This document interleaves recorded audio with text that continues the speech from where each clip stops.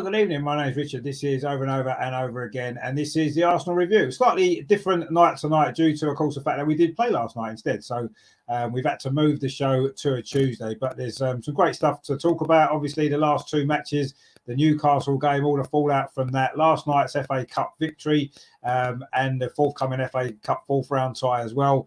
Also, as well, there's the small matter of a North London derby at the weekend. So we'll look ahead to that as well, and maybe talk about where we are with the transfer window at this moment in time, and are we expecting anyone to arrive this week before the next show? We will wait and see. All this is coming up the other side of this. Real Martinelli. It's now with Granit Xhaka. Is it going to be the third goal? It is the third goal. Granit Xhaka with it. That seals it.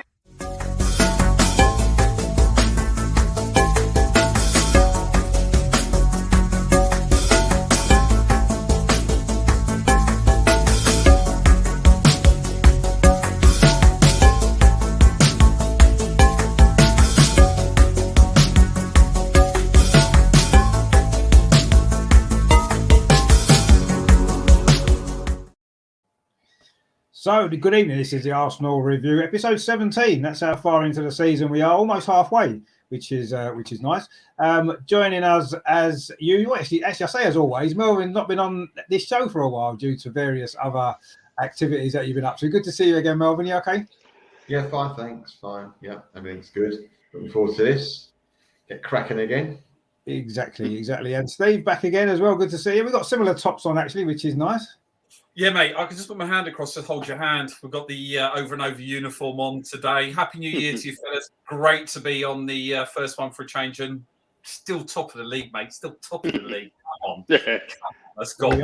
We are indeed still top of the league, and hopefully long may that continue, especially after this weekend. And Lee as well joining us. I know you've been on a couple of the previous shows that we've done looking at sort of historical moments. This is more of an up-to-date show for you, but good to see you again. More the current one, yeah. Good to be on, Rich. Good to be on. Looking forward to it.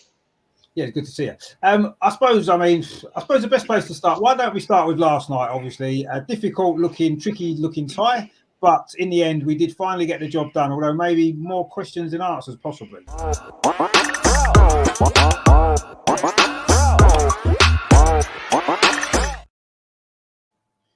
got to be honest, I know the kits were a fantastic cause and we should all support that, and I'm sure we do, but I don't like the kit, if I'm honest. And for 60 minutes last night, after what happened at Nottingham Forest, I wasn't too keen on it either. But in the end, we got the job done, although the performance was not great, was it? Certainly, I say, for an hour or so. And I think it showed up the weaknesses in the squad. I mean, Melvin, what did you make of that last night? I mean, we're through in the FA Cup. That's all that matters. If you scrape through 1-0 or you win 8-0, makes no difference. You're in the next round. And we got the job done in the end fairly comfortably. But it wasn't the most convincing of performances, was it? It's like everything else. A big boulder, the biggest push you need is the first push. Then it goes on. It happened last night. Yeah. Without that first goal, mate, we were struggling. I didn't think we were going to get beat. I thought we might have a bit in us to get an equaliser, but they never really looked like scoring as apart from, I think, was it after 60-odd minutes, the geezer didn't control the ball properly. Yeah. Holding. And I think had it have been a better forward or a better touch, would have been struggling. And it was very, very frustrating to watch as an Arsenal fan for the first 60 minutes. First of all, for the first time for a long time, it made we had a couple of people that haven't played for ages. We were getting kind of bullied, I thought. Yeah. They were getting away with it as well. They were leaving their arms in when they were going up. They knew what they were doing. They were leaving it as well. And the referee wasn't noticing it as such because he's not used to that type of football. I thought the game passed the referee by. So I was watching it and going, no, this ain't right. We're going to come a cropper here. Either one of our players are going to get injured or they're going to do something. And he's a Premier League ref though, Melvin. Yeah, but he's not used to refereeing against those types of lower level. Yeah, of course. That's what I mean. He's not, no. I don't think he quite got it. He didn't quite get it. And I don't think the pitch helped. I'm not making excuses for it. Yeah. But basically, that's why we didn't play as well. And also, we had, I thought, kind of a lightish weight team. Vieira is not the type of player you want to play against teams like that. That's number one. Number two, Lokonga doesn't matter who he plays against. I thought he was not interested. You should have said to him, should you get your slippers and a pint, it'd have been off that pitch very, very. I thought that's the impression I got. I didn't think that, and I love him. I didn't think Tierney particularly looked interested. He seemed to be halfway there. Tommy didn't seem all that. And I'm afraid it showed up again because he was pushing up and he was our captain. But Holding is all right when he plays in the box. He's all right. He can stop the ball. When he has to come out the box and try and play a bit of football, forget it. Not for me. Martinelli was okay, lively, but he can't do it by himself. And I thought that again, Saka was isolated. Yeah. They were hitting him every time he was isolated. We didn't have anyone like Odegaard next to him to take the pressure off him. But as you say, we got the job done. I thought Eddie, before his 2 goals, stunk the place out. I know that people won't like that because he scored 2 goals. You've got to make him man of the match. He was dreadful until he scored. Absolutely dreadful. In fact, just before he scored, he got the ball and we had 3 against 2. The first time he actually put them under pressure, really, and he didn't know what to do with the ball. He gave it to the wrong player. On the left, he got it and he pushed. I'm thinking, well, you got a football brain, mate. Anyway, as I say, we got the job done. It was a fantastic free kick from Vieira, who was poor, I thought. Yeah. Apart from that, and apart from Eddie, who scored those 2 well-taken goals, he was the poorest man on the pitch as well, and he scored. So 2 negatives make a positive. There we go. Well, they did in the end last night. I mean, in a way, I know it kind of highlighted some weaknesses in the squad because a lot of those players were getting an opportunity. Yes, I'm sure it was a tough game for them to come into, some of them, because playing against a team like that, they are very physical. It wasn't a great pitch, and all that kind of stuff didn't make it easy. But I was hoping for a little bit more from some of them players to prove a point and say, boss, pick me for the Premier League games. Give me more minutes. I deserve more minutes. But none of them did. None of them did whatsoever. And that was the most disappointing. I felt a little bit sorry for all of the 3 midfielders because all of the 3 midfielders had crap midfielders playing around them. Whereas had Odegaard been in a team or Partey been in a team, each individual one of them would probably have been able to play better because they would have had a better shape and structure around them. So I felt a little bit sorry for them individually, but they're not good enough. Let's face it. No. None of those 3 really are good enough at this moment. I think Lokonga's been here long enough now. I don't think he's ever going to be good enough. I think Vieira's going to hopefully improve. He looks like he's got something about him, so we'll give him a bit of time. And El Neni, we know El Neni, he's not really up to the standard now. I thought he done all right, El Neni, last night, Richard. I thought he'd done all right, El Neni. No, he did all right, and he always does all right, doesn't he? He always does all right. That's all you get all right. I think you've hit the nail on the head, Rich. Our squad, as highlighted, I know we're going to talk about the Newcastle game, when we needed a goal, we put on our right back when we were really struggling against Newcastle, as opposed to what did City do when they needed a goal against Chelsea? They brought on 160 million worth of talent, 2 substitutions, and now, fellas, there you have it. Right, our first 11 can definitely do the job, and we are seriously struggling. I mean, dropping down to that, you're playing against a team at that level, and as you alluded to, Melvin, they're physical, right? And the ball just staying. The fact that the ball doesn't run true, right, automatically, we're not used to that playing at the Emirates or anywhere else in the Premier League. The ball rolls at that level. It's just that slight bump, and the other players. I'm going to play myself at that level, and you're kind of half expecting the bobble, right? So you're trying to compensate for it. So that must have thrown them. And the other point, again, I think you made it, Rich, not having decent players around you. You've got 3 people kind of struggling. You haven't got that kind of breather where someone gets hold of the ball and you're right, okay, I know I'm struggling a little bit. I can give it to the guy next to Odegaard, so I know he's going to keep it. But it's basically becoming like a hot potato between 3 of them. So that don't help. I mean, Eddie, he got the goals, but like you guys, you don't want it to be a downer. But he's never going to be a Jesus. We can't expect him to be. You all know that he's never going to be a Harry Kane. He is what he is. They must have seen something in him, right, to get through that Highland Academy. They must have done, right, and in flashes against Chelsea and I think against who was it? We scored the other week. I think it was it. I can't recall. He scored a couple of games ago. He looks all right in flashes, but is he a long-term solution? West Ham. You think about West Ham? West Ham, West Ham, Of course, the West Ham game. I was thinking it seems ages ago now already. I can't believe it was Boxing Day, wasn't it? And he scored away from home, and he flicked it. It was their last away win, was that? Brighton, he scored at Brighton as well. That was just a tapping, wasn't it, when the keeper tapped the ball? I mean, I don't know what you fellas think. I mean, I think he is a goal scorer. He's obviously scored lots of goals. If he forget comparisons with anyone. If he can score 1 in 2. Right, regularly for us, you're talking 60-odd games in the season. That'll be enough. It'll get us hopefully to where we want to get to. Is he the answer?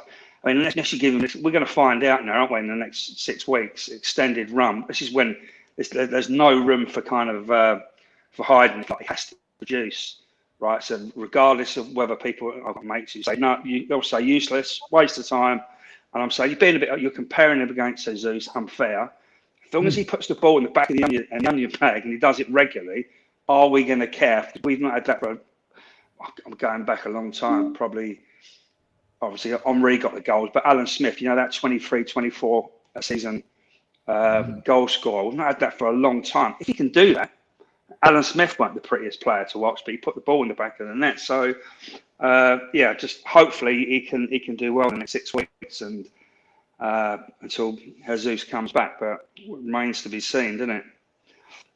It does, and I thought last night what we saw was a player who doesn't look at that top level. Yes, he took his goals very well, and I do think that if the ball's in and around the goal mouth, he's pretty decent at finishing. He's a little death finish, It's just what he brings. Yeah, sometimes you could say his running off the ball can be good. He makes decent movements and stuff like that. And I suppose he does. I don't think we can argue that. But ultimately, when it comes to linking the play and being a top-level centre-forward in 2023, he doesn't seem to have enough about him for what we need now. Because we aren't, maybe the last 2 or 3 years we've been trying to get into the top 4 unsuccessfully, but that's what the aim's been, I suppose.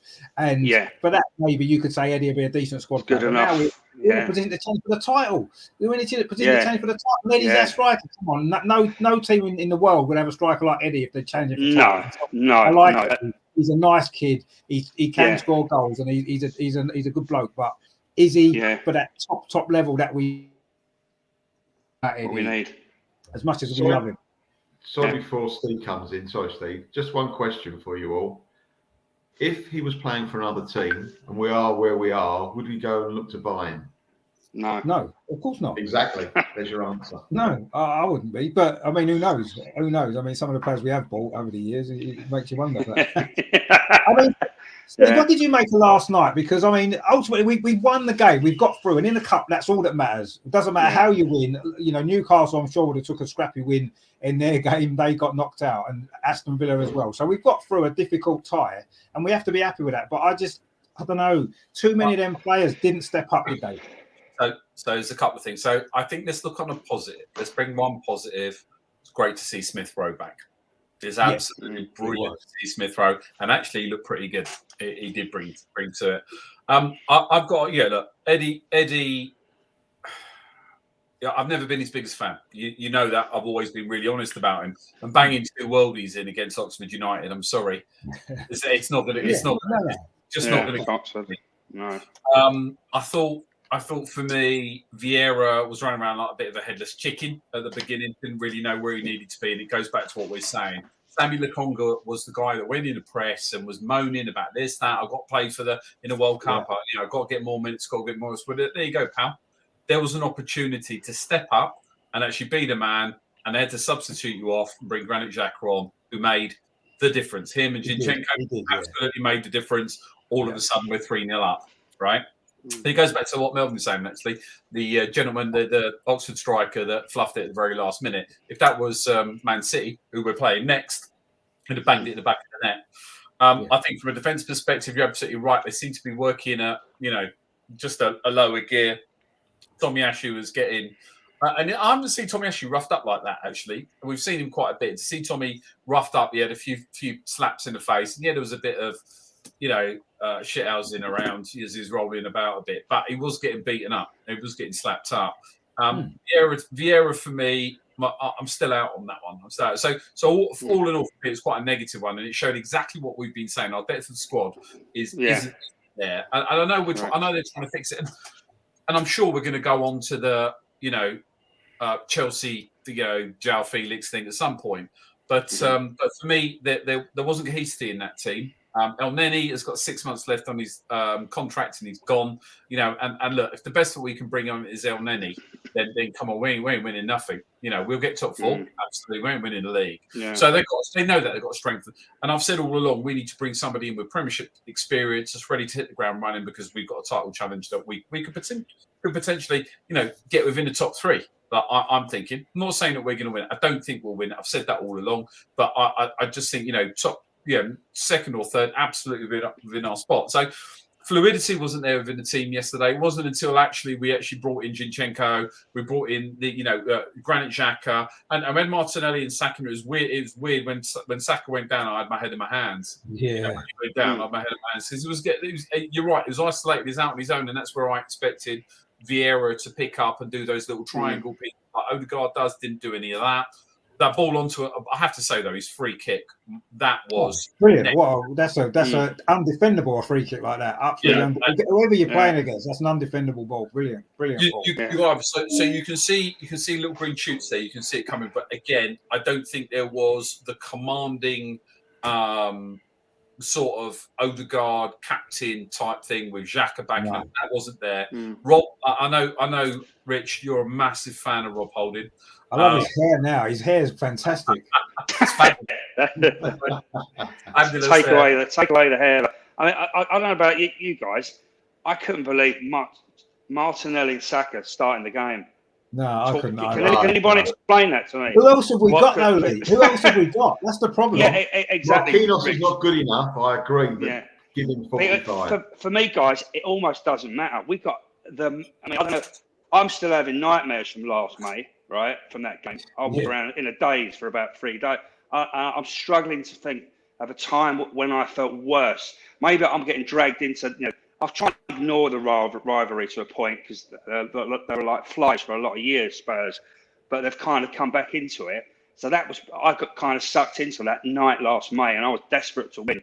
And the wheels come off, obviously, and going to the penalty and all the rest of it. But it was horrendous. So for me, I wouldn't have had those. Saka and Martinelli would have been at home with their pajamas on, right? Yeah. Watching that game. I would not have put them on a pitch with Division 2, League 1 players in a million years. If you want to get injured, he's rolling the dice as well. On a pitch like that. When I saw the team, I'm thinking, is that real? Is he actually real? Yeah, no, is he kidding me? Yeah, playing our two most important players in the week of the North London derby in a game like that. Against elbows and I would only have allowed those two to go to Oxford last night if they were there to study. Give a speech. Just give a speech to the students. That's about it. But look, guys, the bottom line. I think the bottom line with it is that it was a lackluster performance. That you can show the depth of squad, isn't there. I think they are. To be honest with you, what's going on in the background, I do believe that they realise that. And Arteta's not a mug, nor is Edu. There is a fixed budget they got to work to. But I just would have thought that if it was me. And, if that was me and I was like Lakonga or whoever, I would be busting a gut. I would be running and looking to, when you've got the likes of Balogun and stuff that are out there that are tearing up. So apparently we've got him up for 40 million. If you want to buy him, 40 million euros, we've got a price on him because we've had a few on there. And even if Arsenal aren't the club that I'm going to spend the rest of my career with, I wanted to put myself in the shop window, and that was a prime opportunity that I think that he let himself down. So for me, you're absolutely right. The first 3 quarters of the game, I was scared. I was scared for Saka and I was scared for Martinelli. Then we brought on the class, which is Zinchenko, and his last couple of games, Zinchenko have been just phenomenal. Unbelievable. Brilliant. Brilliant player. What was funny. And interesting what we were saying about the bench, bringing on at the Newcastle game. I generally thought that he'd be hauling Xhaka off, taking Xhaka off at the Newcastle game. Sorry, I'm flipping a bit, putting Zinchenko in there, and then just sort of bringing on a defender and sort of shoring it up because he'd had a bad game. But no. For me, guys, look, we haven't got a depth of squad. It wasn't convincing. Yes, we won 3-0, but again, Eddie for me is not our main striker. I'm sorry, Eddie, mate. And you're welcome to send me a nasty tweet. I'll take that on the chin. But, but he's not a world class striker. I think Lee, you're absolutely right, mate. If he can get us 20, 30 goals a season, that'll be a contribution. Yeah, exactly. But take you back to 1999. Man United had Sheringham, Cole, York, and Solskjaer. 4. Right, not 1, not 2, 4. All all well close to top quality. The 4 of them, for all different reasons. Sheringham could do a lot, Solskjaer could do a lot, and obviously the other 2 play together most games. And we're kind of really scratching around, which is another one, Rich. Another big reason for me scratching my head. We're going after wingers, right? It seems not what we need. Not what we. I'm thinking. Well, surely to God, I mean, of course it's not easy, but the target has to be a top draw striker. We're after wingers. What? We're talking about 75, 80 million. We need another 2. I think that the reason for that, right? This is my belief, is that it's the way Arteta wants to play. Now, Pep won the league 3 times without playing a centre forward at all. And I think that is the way Arteta wants to play. So I think he wants to fill the team out with wide players. He's only bought 1 striker in 3 years, right? Unbelievable. 1 striker is all he's bought, and that was one he worked with before. I think he doesn't want to play with a proper striker. You're right, Richard. You're right. And maybe Eddie, to me, Eddie is a 6-yard box player, isn't he? Because he can finish. And he gets on the end of things, and he's that type of player. Very similar in that way. He's a different type of player, but similar in that way to Aubameyang. Aubameyang was brilliant inside the penalty area in the 6-yard box. He could finish.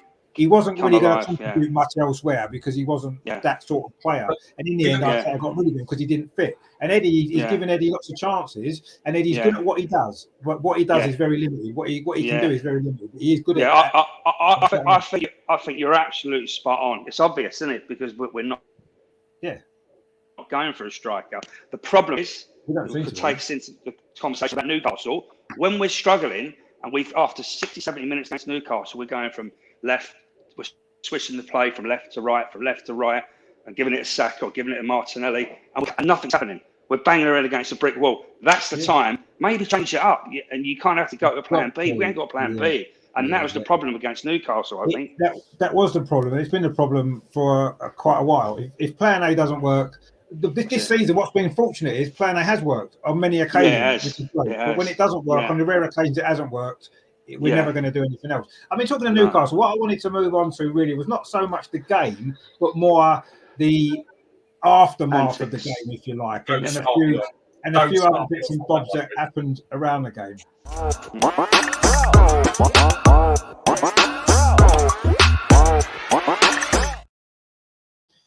I mean, I know people have called the way Mikel Arteta reacted at the end of the game and in the last few minutes as passion and as, showing how much it means to him. And I'm not saying that both of those things aren't necessarily true, but for me, he didn't act in a dignified way for Arsenal. You can be upset, you can be angry, you can be frustrated with the decisions, fine. We all felt like that. I'm sure we did. Most of us did. But we're not going to run up and down the touchline flapping our arms around like we want to take off from Heathrow Airport.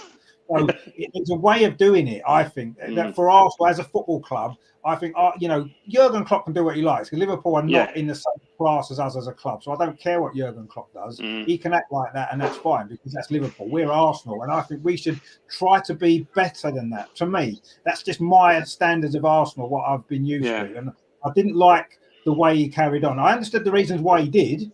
And we all felt like that, but we're fans and we can jump up and down and wave our arms about and scream and shout and get in the referee's face because we're fans and we can do that. But him as manager of Arsenal, for me, shouldn't be doing it. I mean, Melvin, what did you make of that? All that reaction and his interviews afterwards, very, very bitter he sounded to me. Give Newcastle some credit, they defended well. We wasn't good enough to win that game. And maybe he should have took responsibility for that instead of trying to blame Newcastle and blame the referee. I felt that was very, I don't know, I didn't like that reaction from him. Right, 2 points. First of all, I don't think Newcastle deserved any thumbs up for the way they played. I thought they were just... The way they defended, Listen, I thought they were like Burnley in stripes, Newcastle. Yeah. We played Burnley the season before last. They were a disgrace. Yeah. They were just like Burnley. To me, sometimes it's the chicken's way, the coward's way out. You defend. They say they've got credentials to get in the top 4. Play like it. They came. They put up the white flag straight after 10 minutes. When they saw what we could do, they put up the white flag. Listen, they can defend all they like. I don't think they particularly. I don't think we were at the races. There's a bit of both. I don't think they were brilliant in defence. Definitely. But what I do disagree with is the way they kept breaking up the game.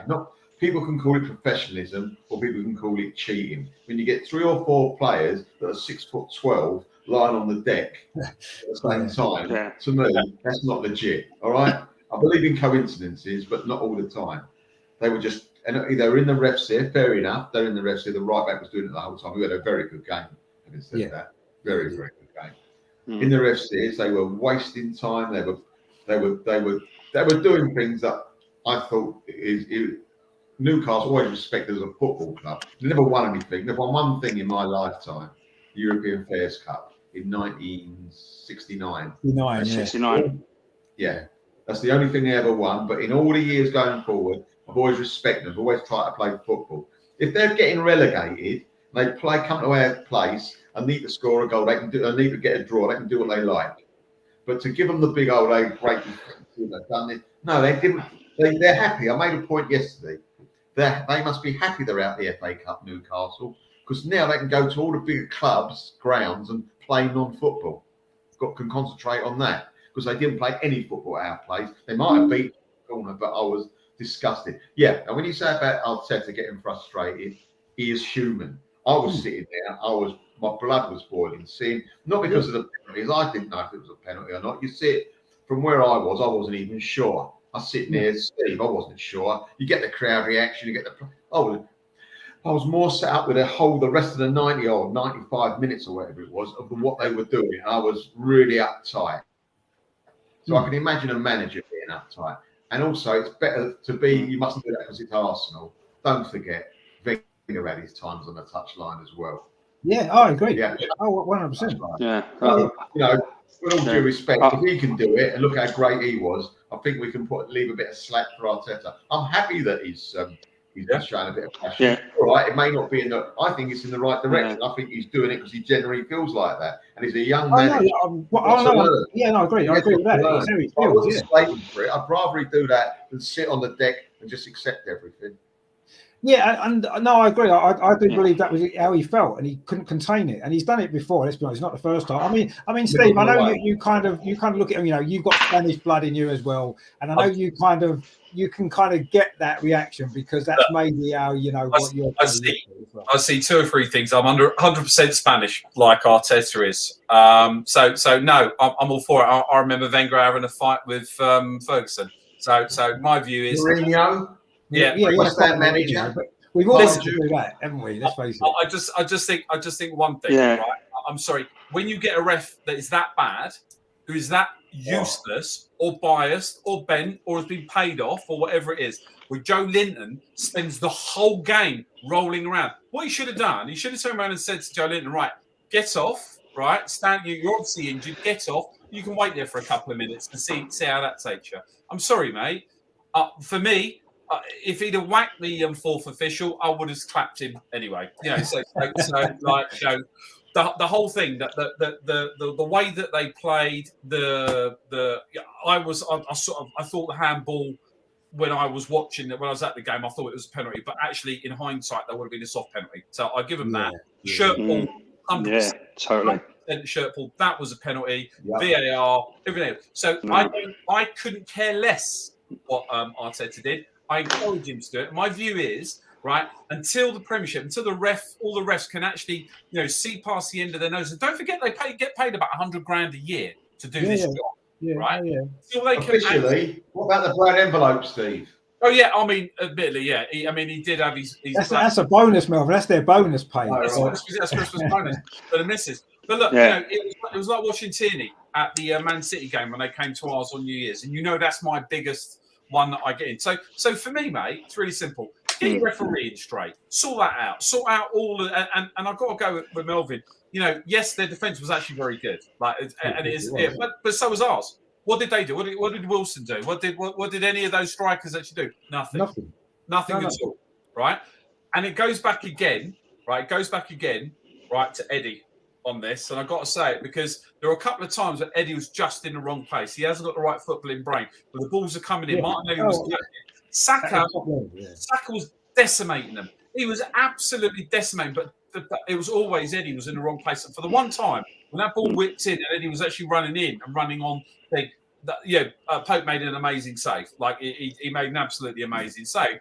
So for me, right, I've got a little bit of Melvin where I turn around and say they were a disgrace in the way that we're doing it, rolling around, right? But the bottom line is we cannot as a team, right? And I repeat, cannot as a team just hope that the ref's going to go on our side and give so. We've got to score goals. So that means we've got to get our strikers. We've got to get the strikers. Yeah, it's got to look at our side. We want the ref to be 50-50, not 90-10. Yeah. I mean, for me, Go on, Lee. Sorry, Rich. I was going to say for me, I always I respect you guys. For me, I've never ever a problem with whatever a team does. I'll never moan, right? Of course, you want a good game of football, but it's within their gift. If they don't think they can beat us, right, they can turn up and do exactly what they want, right? They can waste time as long as the referee notes the time and recalls it properly, and we get the time added on the end, which we clearly never should have been about 14 minutes off the top of my head. It was way under, right? And in the World Cup, at least, I remember the first few games we were like 11 minutes, 12. It was actually probably more accurate than the 5 minutes we normally get. I don't have any problems. If I'm managing a football team and I'm going to Arsenal, I'm going to go, right, they're clearly better than us. We're going to sit behind the ball. We're going to try and break up play. Yeah. If them supporters want to moan about how I don't give a fuck. Quite honestly, sorry, I shouldn't have swore there, but you cut that out, please, Rich. I don't care. That is our problem to deal with. End of story. Yeah, I agree. Yeah. Story. I don't care, right? So that's the first thing for me.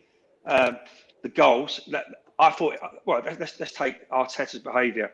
Of course, trust me, guys. There's no one more passionate to me when I play football or watch football, right?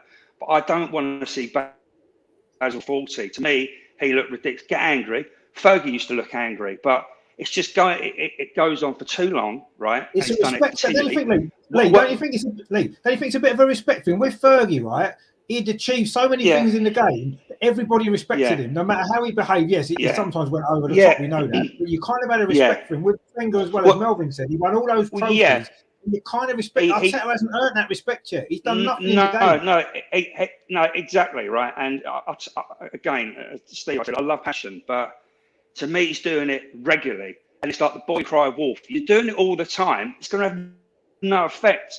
You got 4 titles behind you, like Fergie, and you get rolled up and you're on the pitch. It kind of it's got more gravitas, right? It means that's the point. He's running up and down. Maybe I look at Pep as examples. Richie, you cite Pep and Klopp. They're doing it every week. Every week they're doing this, behaving like this. To me, it don't work. So that's on his behaviour. We know he's passionate. We've seen his document. We know how passionate he is. But I just think keep a lid on it. Maybe keep your powder dry a little bit and be a bit more targeted when you lose the plot. For me, the goals, both those goals, I could see the handball was never handball in a million years. And I was at the top of the North Bank on the scoreboard, right? Fella had slid down, right? So Arteta goes on. I sound like I'm slagging my manager. I love him. I think he's great. But to go on and say both those were goals, I was embarrassed, right? Because the handball, never a million years.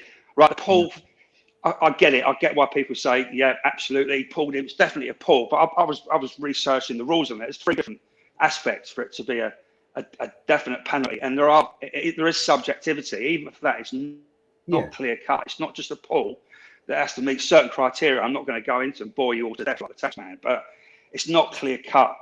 If we're in a situation for every single pull in the box is a pen, you're going to have 15 penalties in the game. That's a fact. If that's the way we want to go, that's fine. Let's have 15 penalties. But for me, it has to meet the criteria. I just Googled it and looked at the criteria for giving the pen in the box. And trust me, it's subjective. It ain't just a pull, right? It has to be. Oh, it's all subjective. Yeah, 100%. Preventing the player from doing what he needs to do. It's totally subjective. So for him to sit there and say, both were pens. I'm like, oh, God, maybe one, but the handball. No, handball was. There was a He penalty called it last year. scandalous. Yeah, He called it scandalous, didn't he? 2 scandalous decisions. He said. They wasn't scandalous decisions. They may well have been wrong. No, It wasn't scandalous decisions. Can I ask you a question? Yeah, I genuinely don't know. Last year against Tottenham, when we got done 3-0, the penalty we got, I think we gave away. Cedric. Was that a pull or a push? Soft as anything. It was a push in the back, wasn't it? He sort of a little nudge in the back. Yeah, soft, really soft. For me, that was nothing. That was nothing. No, it wasn't nothing. I agree. Nothing. It wasn't Exactly. Nothing. No. Well, that shouldn't have been a penalty. I agree. That shouldn't have been a penalty. No, if we're saying the Tottenham one shouldn't have been a penalty, we can't then say that the Newcastle one should have been a penalty because they're very, very similar incidents. Very minimal. Gabriel against Liverpool. When you've got to go when you've got to go on a computer and Google what the rules are, a specific rule, it's telling you it's too complicated. Yeah. Oh, it is. And I think they've done it purposely. It is correct. It is too complicated. So they can talk their way out of any bad decision. And that's what I think. Yeah, correct. Absolutely. 100%. 100%, Melvin. That's exactly what I've done. I mean, for me, the penalty at Spurs, I couldn't believe it, that pen. And I've got a mate, hands up, who's a Spurs fan, like we all have. And he was at that game, my mate Gary, and he was like, he said he's been going to Spurs close on 40 years, and he said, I can't remember an atmosphere that night in the new stadium. He said the atmosphere was unbelievable. They were about as ferocious for Spurs fans as you could get. And he kind of said to me, you could kind of feel it even on television. It's like the referee was waiting to give a penalty in that game. The slightest touch, Tierney, wasn't it? Straight to the spot. It was like he was waiting. Hate him. I hate him. Generally hate him. That was a disappointment. Yeah. And so the other one with Tierney as well is you notice. I was checking some of these stats. Now he's actually born in Manchester. He's from Manchester, right? He should not. I don't care who he says his favourite team is. He should never ever officiate any Manchester-based football. And so in fact, he shouldn't even be in football. Yeah. Be fired out of a clown cannon is what he should be. Into a hot bucket of urine. Yeah. But they're all as bad as each other, really, aren't they? Let's be honest. I don't think you can pick out one referee and say this referee's poor. I think all of the Premier League referees are the same standard. They're all very, very, very bad.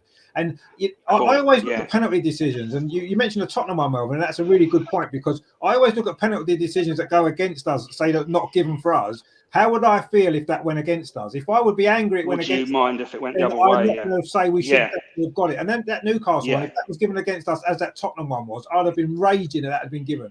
And so I'm not upset we didn't get it for that reason. It could have been given. I've seen them given. We've all seen them given. Let's be honest. And I know how definitely. So I wouldn't want to get some penalties are clear cut, aren't they? It's a clear foul, and you know it is. There's no question to be had. Fair and brilliant. Let's take that penalty. Let's carry on with the game. Yeah. But when there is, as Lee says, it is kind of it is up to a decision to be made. It isn't a clear cut thing. Yes, it's definitely a penalty. No, it is subjective. Some of these decisions are, and those sort of ones are. The one at Tottenham was the referee didn't give it in our favour. The one at Newcastle was subjective. Again, it didn't go in our favour, funnily enough. But I don't know whether there's anything to read into that. Different referees, of course. But yeah, the thing that annoyed me was, yes, you could say they could have been penalties, both of them could have been, but they wasn't scandalous decisions. They wasn't penalties. No, exactly. They both could have given. It wasn't like the penalty Tottenham got against us last season was a scandalous decision. And the one that was the year before, when you remember when David Luiz, the guy clipped David Luiz's leg and fell over, and he got sent off, and it was a penalty. That was a scandalous decision. Joke. Come out and say a scandalous decision. What about ones in that Newcastle game? Now you can pick it straight up. That yellow card that Eddie got, for God's sake, like unbelievable. That was a joke. Yeah, they were kicking the living daylights out of us. Rich, I'm sorry. That ref, as I say, he was terrible. Oh, he was. It was terrible. Yeah. I get what you're saying, but I also pick up what Lee says is actually the media part afterwards when you're doing the you're doing the interviews. You turn around and say, "Look, guys, heat at the moment, got really carried away." Yeah, exactly. I think 100%. That's what we should be doing. None of the scandalous decisions, the whole piece. But ultimately, and I think that to rub salt into the wounds, that the FA have the cheek to fine us. Unbelievable. I know they did. Yeah. We got professional athletes out there that are actually playing the best football, and however you look at it, Newcastle, their defence, and everything else, and blah blah blah. You've got two of the top teams that play there. So I'll tell you what. So rather than actually look at the way that we conduct ourselves, why don't you actually get officials that can meet that standard, that can actually get to that level, that deserve to be in a Premiership, right? And then if we're out of order, then you're absolutely right to do it. Totally. But they're totally. But I they're mean, just Melvin is right to the extent where he's saying to turn up and the way they carried on. I mean, there was a corner about 5 minutes to go when about 4 of their players were laid down on the floor. I mean, it was it was unbelievable. Yeah, so I'm saying, so I'm on one hand, I'm contradicting myself. I think, well, they can do what they like, but on the other hand, I think it is a joke. Come on, so. But the referee's there to stop it, isn't he? Let them do what they like. The referee should be stopping. Exactly. And that's the point, Richard. Yeah, let them do what they like. I don't have a problem with it. As long as there's 15 minutes added on. As long as he walks around and says, right, I'm booking you, and you. You're clearly taking. I don't think it's the time added on, though, Lee, because I think on that night we could have played until Friday and we wouldn't have scored. We would have scored. No, I agree. No. Agree. So totally. I don't care about the time added on. Let's just get that game finished. Take the point and move on, because we were never going to score in that game, regardless of how much time that added on. You're right. Get the players booked. Stop them doing it. Take control of the game. And to be fair, I can remember us going. I mean, I think somebody mentioned it. I don't know if it was on a podcast, but somebody said if last season when we went away to Man City, who were the leaders, if we'd gone there to defend for our lives, waste time, fall over, and got a 0-0 draw, we'd have been delighted with that. So we can't. We would have been. No, exactly. We've got to be better on the day to break them down and win that game. That's what exactly. It's your job to deal with it. It's the team's whatever behaviour. It's like Jose Mourinho, Porto, Celtic, 2003 League Cup. The UEFA Cup final when they were literally falling over, diving. It was honestly, it was embarrassing to watch. But you have to find a way. You have to find a way. There's going to be now, but between now and the end of the season, there's going to be 6 or 7 teams that are going to come to the Emirates, get 10 men behind the ball, 11 men behind the ball, waste time, tactical fouls. And if we're just going to say, well, we can't deal with that, then we're not going to win the games. We've got to rise above it and find a way to win those games. That's what we need to do, because we're going to have to do it at least 5 or 6 times the rest of this season. Guarantee it. We'll look at the games that we've got at the Emirates. Teams aren't going to come and play football against us. And that's a compliment to us, because they know if they play football against us, they'll get absolutely hammered. And we've got to be able to deal with that side of it. And we didn't against Newcastle. Yes, their defence is very strong. Half the teams won't be as strong as that defensively. So we may well be able to do it. But we're going to have to get used to it. We can't just say, come on, play football against us. That's what we want to see. As fans, we want to see it. But if I, like you said, Lee, if I was manager of Newcastle, if I was manager of any of the teams that's coming to the Emirates, I'd just get everyone behind the ball, keep fouling them, don't let them get any rhythm, and we might get a result. That's what you've got to do. That's what we need. That's what we need. You're just looking to get we need a big battery. You're just looking to get a result at the end of the day. That would just go in, and that's what we're missing. I've said that a few times, and whether or not we'll do it, well, we need a battery round, because people are starting to do it. People are starting to figure out that actually, if you compress down the midfield and you compress that down into the actual defence, it's very hard for us to break down. But look. Newcastle have got a defensive record, like one of the best defensive records in the whole of the Premiership, and the same. But so have we. Actually, so have we. We've got a really, really good defence. Yeah, we're at home now, Steve. The emphasis on us to break the other team down. We don't have to be strong defensively at home necessarily. When we go away from home, we do, because that's when we're going to be tested. Mate, but it goes back to what we were saying like half an hour ago. We don't have that striker, the capability. We have that in Jesus, but he's got a meniscus tear. And trust me, having had quite a few of them in my knees, he ain't going to be back as quick as everybody's thinking. And when he does, he'll be a shadow of himself. No, even Arteta said last night. Arteta said last night. He was saying about we're going to be without Jesus for months. He said that was how he said it. So it's like it's going to be longer than what we thought. I think we're looking at March, April time till he's back. Personally, I do. Definitely. We'll talk about the transfer window in a minute, but I mean, we need to be better and we need to break these teams down. We've got to find a way to do it somehow. We need to find a way. With the players that we've got, we need to change something up. If it's with new players that we bring in, then that's what we have to do. Otherwise, we're going to be frustrated a lot more this season, unfortunately, aren't we? And I mean, we're creating a lot of chances, Rich. So we're creating a lot of chances, aren't we? So Eddie should. This difficult one game into 2 I'm talking about. For a team like us with the chances we create, that should be doable. And if that is doable, and he can get to like 25 goals. If we can do that, then that will be enough. But I'm Yeah. not convinced that we will. But I mean, before we talk about transfers, what I do want to look, obviously, we've got a slightly important game on Sunday that is something that we have to get a result from, don't we? We haven't got a replay box, so don't have we? I thought we won that.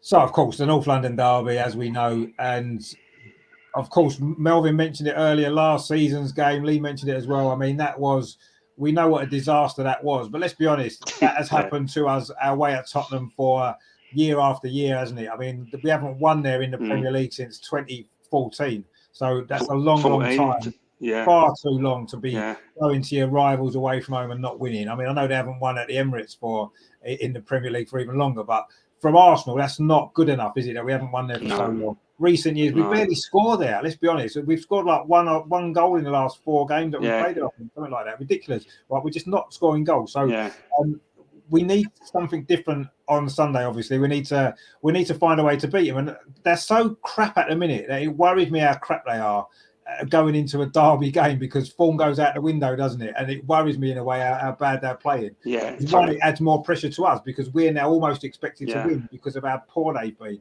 I mean, Melvin, what are you thinking about this game? Because obviously Spurs have been really bad, haven't they? I know they beat Palace 4-0 last week, but they've been dreadful, haven't they, for like 6, 7, 8 games? I've seen quite a bit of Spurs this season on the box, and really they've been so poor. It's embarrassing. Yeah. I'd be embarrassed to be a Spurs supporter. That means nothing on Sunday. Absolutely nothing. That's the problem. You know, the crowd are going to be another 50% up. They're going to be shouting. Sometimes you've got to get the crowd going. You've got to play a few minutes, get the crowd, get a corner or get something to get the crowd, do a tackle. They'll have to just toss up the coin to get the crowd going. Tottenham on Sunday. They're really the players with an extra 5%. They've got no. I only hope they fall into the trap, Spurs, of trying to play us on the break again, like they normally do, and normally beat us. I think we're better than that now to get caught again. I think we're possibly better. So let's hope they do that. I mean, we don't any. I'm just thinking, what minute Kane get his penalty? I'm just hoping it's not. I hope it doesn't matter when he gets his penalty. It's guaranteed. It's as guaranteed as the sun coming up tomorrow morning, isn't it? He'll knock it over the bar though, so it'll be fine. Guaranteed. He's taking. It won't against us, though, Steve. It won't go over the bar against us. No. Listen. Right, you have a look at the troglodytes down the road. Right, it's really quite obvious. One of the things that we've always had with Tottenham is that they've been really quick on a break, as we talk about. They're absolutely blistering pace. They've always had a rock solid defence. Okay. They've always had a rock solid. Their defence has always been pretty good. They've already normally Hugo Lloris has been absolutely brilliant, but that's not the case. That's not the case right now. That is absolutely not the case. They look terrible at the back. They look absolutely terrible at the back. Son looks like, and again, I've got to hand it to him. Like, Son is probably, again, I've said it before, probably one of the most underrated players I think that Tottenham have ever had. And how the likes of Barcelona haven't gone and got him, or Real Madrid and actually got him onto. I don't get it. I don't understand that. Now he's not getting. I don't think he's getting on with Conte, and I don't think Conte's happy either. So you've got a bit of toxicity within there, and I'm pleased and I'm happy for that. Because I think it plays into our hands. We have a good defence. We have a brilliant defence. We have some brilliant Saliba. I know he made a mistake at Brighton and stuff. He's a young kid. In Saliba, in Gabriel, who does not get enough of the plaudits as well. With Ben White, I'm still not convinced. Correct. Ben White on the right, I'm still not convinced there. But anyway, and Tierney or Tomiyasu on the left, or Zinchenko even, right? I'm sorry, that's one of the best defenses in the Premiership. End of story. So I'm comfortable there. I'm comfortable with what we got. But going forward, we have got blistering pace that nobody can keep control of. Not Newcastle, not Man City. We're going to see that. And not anybody so far. Hence the reason Newcastle did, though, didn't they? Newcastle did cope with it. They didn't score. No, they didn't. No, they absolutely did. Saka absolutely destroyed them. They were putting 3 players on him. Right. The problem is that it goes back to they didn't score. They didn't score. Hang on. It goes back to what I'm saying. Is Eddie, right? I'm sorry, Eddie was not the finisher that we needed. If we had Jesus in there, we would have scored. I'm telling you, we would have scored. But Jesus with 5 goals in 22 games. That Jesus who scores all them goals. That Jesus, yes, because Jesus is the one that actually pulls, and you can say that, but he's the one that actually pulls the defenders out, makes a space for the likes of Odegaard. No, he does. I agree. He's a great player. The stats actually show you, right? Positional stats, where we play and how we play, right? And I can go off and do all of that if you want. And we've gone through this before. Don't start on me, Rich. You know what? I'm going to start complaining at the TV interview at the end. But the stats actually show that we score more goals from the wings, from Martinelli, from Saka, than we do from Jesus, right? And Eddie's not that player. We do, but not against Newcastle. And not against Newcastle is the anomaly to that. One shot on goal. Well, yeah, one shot on goal. Yeah, don't start on me as well, Luke. Like I said, I'm gonna get all Spanish. Don't call me old Steve-O for no reason. But I genuinely believe that with Tottenham, we're going to run right. We're going to absolutely run right with that back four. Right, the one that you're right. The one not Pulisic. He plays for Chelsea. Perisic, who's been a revelation. I think he's been a revelation for them. Yes, yeah. I think Ben's going to have him in his pocket. The one that worries me is Kulusevski coming back. Great player. Is he fit? Is he? Yeah, he is. Training. He's been back training. So look. So my view of it is I think our defence is good enough to actually withstand the attack from our little friend who likes to spit a lot in our England captain. So I generally believe that we've got enough there. So for me, it's Son and Kulusevski. Saying Perisic with the ball in, but I just think Ben's going to have him. Going forward, Eddie has to have a game of his life. I mean, yeah, he does. Yeah, I mean, for me, the big difference is we had Cedric and Holding. Now, he's always been pretty solid for us, but for some reason, he was like aliens got into his brain. Because I don't know about you, I was on my phone after about 8 minutes looking for odds for Holding to be sent off because it was only a matter of time. Yeah, it was. Before he got booked. For some reason, he just completely lost it. Yeah, for sure. With Son, it was all over him, grappling with him. I was thinking, something's gone. I don't know. His head's gone. I don't know whether. Can I just say something? But he completely lost the plot. Yeah, go on, Melvin. Say something, Lee. Go on, Melvin. You could see it, right, from your television. I could see it. The management can't. All those guys are sitting behind him. Explain that one to me. Who did he have? Yeah. I promise he didn't I can't, Melvin. I mean, I've seen it in a few games. I remember a game at Highbury. Ray Parlour got booked and he was going around kicking someone. And we've all seen it as fans. I mean, get him off. Yeah. Surely you got to get him off. And that day, Holding was all over us, grappling with him on the floor. Yeah. Then he got booked. I'm thinking, well, get him off. Just get him off. Yeah. Straight away. Obviously, I had the number on him. But number one, you don't have Holding against Son because Son will eat him on toast. We know that. No. He's outside the box. When Holding was going outside the box against Son, it's not a fair contest. They should have made Son wear some extra weights on his shoulder. That wasn't fair. Also, the manager didn't see it. I've watched so many Arsenal games when Cedric and Holding are together, and it's a marriage made in hell. We've never done well like that, and we do it time after time. I think Tommy was on the other side, who had a great game at the Emirates against Son, and he kept him over there. God knows what for, but he kept him over there. I just can't get my head around certain things. I'm sorry. It was on, but remember, Melvin, we've got Ben White has been, when he got put right back, I'm like, hang on a minute, are we sure about Ben White? He's been pretty solid. I can't remember him putting too many feet on. So with Ben White, Gabriel, Saliba, and obviously Shevchenko, I think that is one decent defence, right? So I've got no problem with that at all. And as you say, we've kind of got them on toast at the back. The only one thing for me is the big question mark, and it's a massive one for me, is the scarring from last year and the mentality. Right, when they turn up at that stadium and they're baying, that's the big question. It's not whether we're better than them. It's if we're all human, but we're all fallible, right? It's just whether they can hold it together. Because if Spurs go a goal up, prepare yourself for a rerun of May, which obviously I don't want. I can't. I do fancy a Sunday, but the big question mark for me is the mentality. Especially if we can see that we could, are we going to get pieces again? Yeah. Because the Scars, I don't know about you lot, but the Scars still run deep from me. That was traumatic. That game. Yeah. No. But you say that the first 15 minutes, for us, with all the crowd going mad, we were a better team. Yeah, for us it does. It didn't matter then. They got a dodgy We were easily the better team. Yeah. But the scars are deep for us as fans. Yeah. They're not for the players. This is a different team. It's a different mentality. They will come. We're going to go at them. It's going to be an interesting one actually, because as Rich, as you know, I'm going to try and get on the show live from Texas. So I'll actually be in Texas in a pub with a whole load of gooners, believe it or not. So I just think we are going to go at them in the same way, and that hostility, I think, is actually going to drive them. It's going to drive them and push them even more. I think. Well, I love your optimism, mate. I really hope you're right. We haven't displayed that, have we, though, so far? When the pressure's been on us, we've folded. This team, this manager has folded in most of the times. There's been one or two occasions when we haven't, but generally we have done. And I want to see that shift now.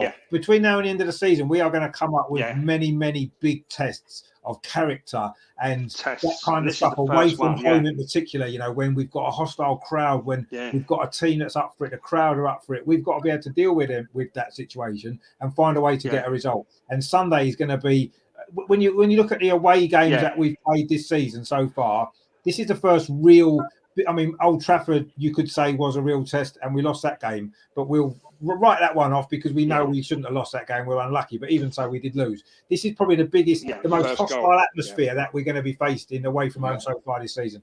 And this is going to be the first time we can look at the team and say, have we got the character and the mentality now? Has that changed from last season? Exactly. We'll know on Sunday. And if we come out of that game with a win, even a draw, and we dig in and we play well and we go for it, then I would say yes, maybe we have had that shift, and then going forward for the next lot of big games we've got, we can take a lot of encouragement from that. But if we go there on Sunday and if the same, but we haven't proved as has happened in recent years, we haven't proved it. For me, I remain to be convinced.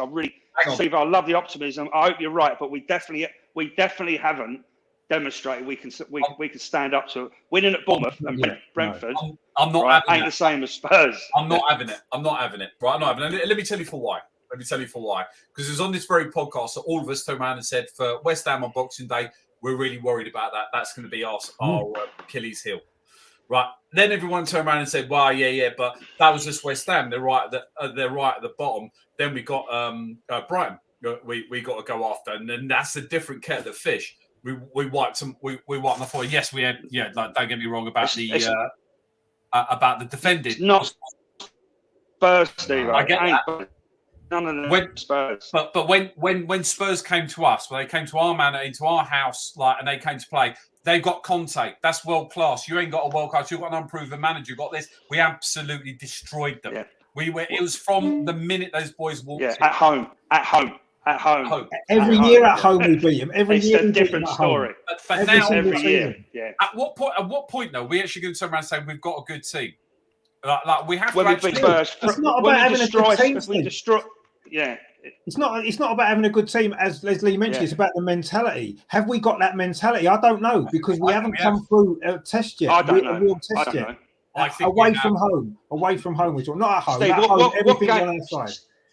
I think Steve, what game have you seen? Right, so I'm going to get my my law robes on now. As a lawyer, I'm going to say, what evidence have you got to tell me that we've got the mentality to go away and stand up to Tottenham? Because you're not at Old Trafford. Yeah, we did score the first goal. We know that, but they just overpowered us. We lost the game, right? So for me, I've not seen. You tell me, mate. We lost that game because of the manager there. And we talked about this. He made too many changes too quickly, and he's learned from that. I think correct. Yeah, I agree.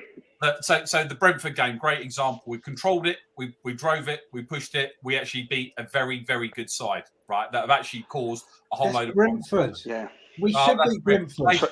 12,000 fans. Yeah. But totally different, mate. Everybody was standing around and saying we were going to lose. We went to Brighton and actually. It doesn't matter what people say. That's not a true test. Brighton are an all right side, right? They're a decent side. We've got a bad record there. I agree. And that potentially was a tough game. But Brighton is an intimidating atmosphere. It's not an intimidating atmosphere, Brighton. I'm not saying that. I'm not saying that. But I will put Brighton at the same level as Tottenham at this moment in time. No, it's not. On the team level, Brighton are a better team, but in the atmosphere in the stadium, that's the thing. That's the key. Yeah, chalk and cheese. It's chalk and cheese. Yeah, I get what you're saying. I get what you're saying. Listen, every single time that everybody's turned around and said about our team that we're worried about this team, we're worried about that one, we come in and give them the goods, right? And against Newcastle was the only time. And I didn't say we failed because we played really well. Right, we played really well, and it's a top team. It's in the top 6. Where we go, we're going to go to Tottenham, and we're going to see. I'm telling you, if not, I'll buy you all steak dinner. Right, we're going to see. Love it, Steve. I love it, Steve. I love it. I love you. I promise you. I love the enthusiasm, mate. I love it. I'm going to have my cowboy hat on. Right, I'm going to have my cowboy hat on Sunday, and Spurs and all that stuff. And we're going to be taking the piss out of Spurs, right? And look. I think we're going to go and see our team come out and we're going to play good football. We will be under pressure. We'll have the refs against us. We'll have a baying crowd. Same as at Newcastle, mate. When Rich and I went to Newcastle. And how bad were we that night, though? How bad did we play? We played terrible. We capitulated. Yes. We falled in on our toes, but it's a different team. It's a different team now. I'm telling you. Right? Not completely, Steve. Not completely. Steak dinners on mate. Melvin, steak dinner on this. Steak dinner on this. No, not completely.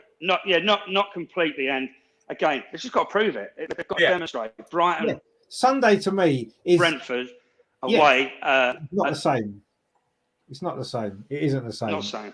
Absolutely not. No. And Sunday not by a long way, not by a country mile. It's like going to Anfield, isn't it? It's like going to Anfield and going to Man City. They're the two. They're the two, and Tottenham away. They're the 3 away games where we struggle year after year after year after year. It isn't to do with the team; it's to do with the atmosphere and the mentality. And Old Trafford, I mean, we've been a little bit better at Old Trafford in recent years, but it's still been these are the games for me where we've got to step up and say we have got the mentality now to deal with all of these things that's going to go against us, because there'll be loads of stuff against us on Sunday. Sunday will be that day. Sunday will be that day. I hope you're right. I want to see it. Hopefully you're right, Steve. Hopefully you're right, mate. Hopefully you're right, mate. The sun will be shining and there'll be a red blood. We'll all come on and apologise. Yeah, I'll apologise. I'm going to be live anyway, so you can come on. Yeah, you will be live. You will be coming on live. I'm looking forward to that. We'll be live. I'll be drunk. That'll be fine. Don't worry. You know what? I will happily be putting a picture of you in my toilet on the wall. There we go. Right. And I was just say that man knew what he was talking about. I'm glad we scrape a 1-0. Honestly, I'll be so happy. I would. Grown men with pictures of me in their toilet really worries me. But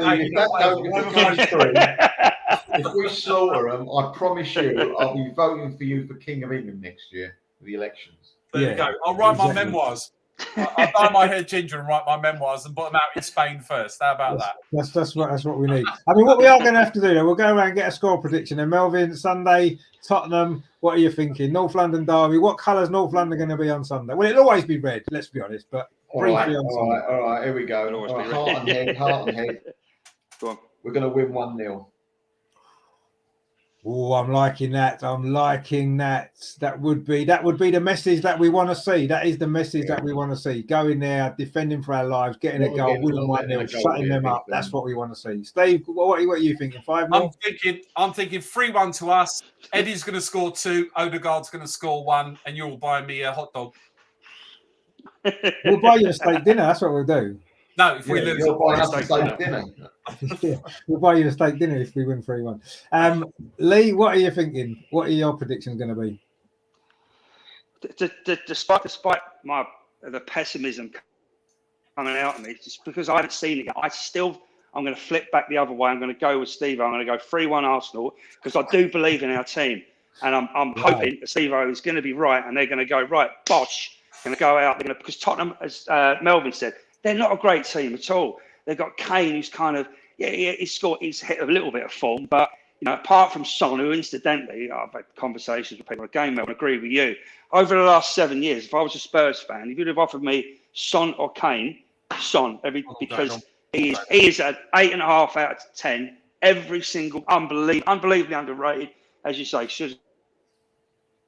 sign for a bigger club. So for me, I fancy us. I fancy for us to go and do our stuff and really go out and put them to the sword. But that's what I'm hoping. The bookies at the moment, they have us as favourites to win. Yeah. Yeah. Really? Well, of course they do. Blimey. Of course they do. Yeah. Because we're top of the league, aren't we? Yeah. Of course they're going to have us favourites to win. Top of the league, yeah. We've got a couple of predictions in the chat. Neil agrees with Steve. He's gone 3-1, and with Lee 3-1 to Arsenal. Mark says, "I'm confident we'll win," and he's gone 2-0, which will be fine. Ooh, and Neil says after Kane scores a penalty. Well, of course, obviously the Kane penalty guaranteed. At some point in the game. That's why I'm surprised Melbourne went 1-0, because surely what's going to happen to Kane's penalty then? You only count for the pain. You miss it. Yeah, he miss it. You miss it. He might miss it. He might miss it, I suppose. I mean, what I hate about the derby game is it's almost 9 times out of 10 it's your head over your heart, isn't it? Because we're so desperate for us to win. It is this one. Emotion. Yeah, it is. And you can't really think straight. Yeah. And as much as I want to believe that we can go there and win 3-1 or 2-0 or 5-0 or whatever it is, right? I want to believe that we can do that. I've not seen enough from this in those sort of games to believe that that's really going to happen. I hope it does, and it'll be brilliant if it does. I'm more likely swaying towards a draw, if I'm honest. And I think there'll be goals because I think Spurs are to be got out their defence. And I don't know, the penalty they're going to get and whatever. I think I'm going to go.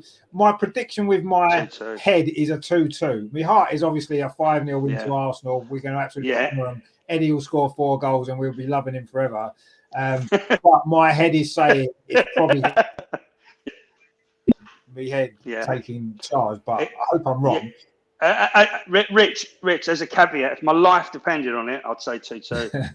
I'm still sticking with 3-1. Yeah, no, if my life depended on it, I don't even know if I'd be confident enough to go 2-2, if I'm honest. But I'll go 2-2 because, but anyway. Mark C said, going back to the earlier point about the striker, he says, I'm in agreement with you, Steve, about having a striker who is different both physically and in style from what we have. But Arteta doesn't appear to want someone like that. No, absolutely won't. I've said this on the channel loads of times. We would all love that as fans because it's a plan B. I've said this loads and loads of times. And I'm going to say it until it gets printed in the press. Arteta doesn't want a plan B. He wants a better plan A. And that's it. That's not the case, though, is it? That's not the case. It is. Not the case. No. It is. So why did he go for Vojovic then? Well, we didn't get him. Who knows we even went for him? Who says we even went for him? We don't know. We didn't get him. It's irrelevant. Okay. So we don't know we even went for him. But I would say within the press that we did. If you believe the press and what they say, I think we did go for him. We absolutely did, and we did go for him. So why did we then buy Jesus? Why didn't we then buy a striker like Vlahovic in the summer that we could have probably got? Because there's plenty of strikers like him. He's not unusual, is he, Vlahovic? He's a decent enough player. There's plenty of strikers like him, but we got a player like Jesus who fits that style. We didn't buy the plan B striker when we went to buy one. We spent a lot of money on Jesus. He don't want one. I don't think he wants one. Yeah, he's bought one striker in 3 years. I think the evidence is Jesus. He hasn't bought a Vlahovic. He hasn't bought a striker like that.